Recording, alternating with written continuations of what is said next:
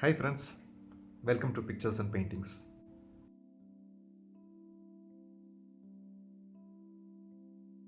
Peony flowers has always been a subject of interest to me. I'm really glad finally I got this opportunity to actually do this painting. I have always liked the way in which the petals are arranged in this particular flower. It looks complex and gives a real nice feel. This is also the first time I was doing a painting uh, with a predominantly pink tone, the lighter shade of pink. So my homework started with figuring out what would be the right shade to use. Finally, I decided I will do using Crimson Lake and Prussian Blue. I started the base wash with a wet in wet technique where I wetted the paper with water first and then dropped my paints.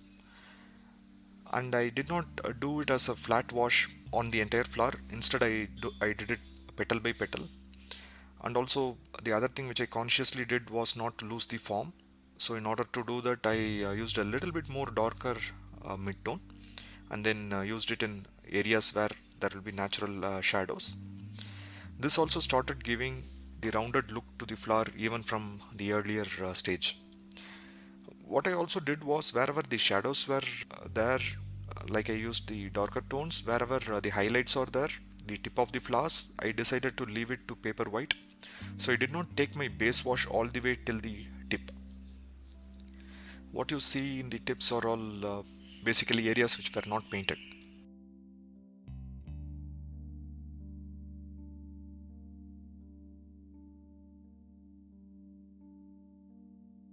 And then for the leaves, I predominantly used sap green and then with a little bit of yellow and brown where needed. And then the darker tones comes from using the emerald green which was also part of my set. So what I liked about, I in fact tried a few variations in all the leaves, but then what I really liked towards the end is leaving in the base wash very light and then painting the veins and then just blending the veins with the base wash. This gave a good look to the leaves with minimum work. The background is again a wet in wet technique, and then I did not want to take the backgrounds till the edge of the painting, so it was more from the center and then fading off towards the end. Once I was happy with the base wash, I started darkening the shadow portions.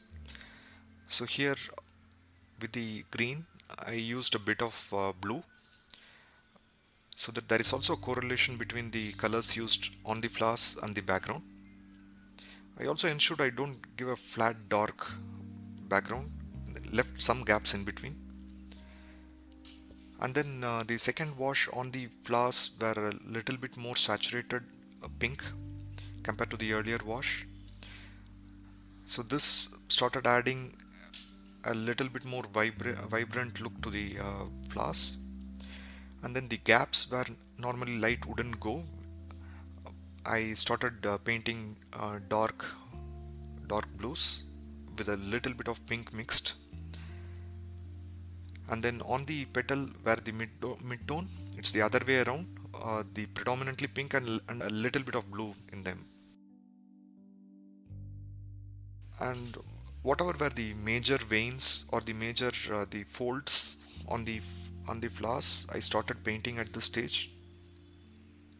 I consciously did not want to paint every fold. I felt that it would be too complicated, and then I just wanted the picture to work as a whole. So, what all the major folds I picked up, and then I started painting at this stage.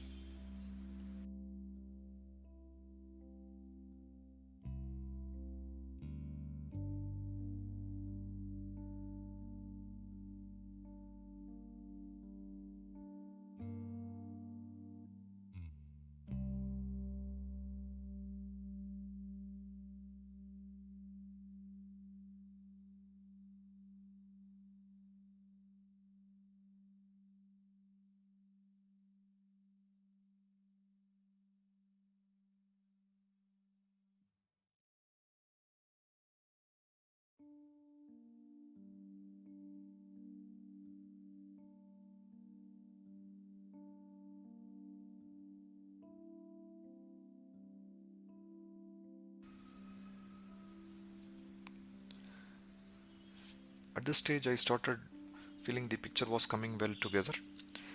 So all it was needed is the shadow region of the second flower where it was predominantly blue. I started adding more pink tone to it and then started filling the gaps in the background, and then a little bit more finer touches where you can see a little bit of the purple tone come on the leaves, and that's it. I was done.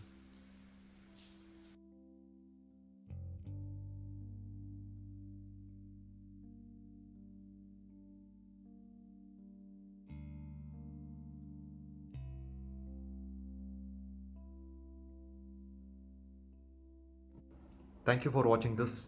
See you soon in the next one. Until then, bye bye.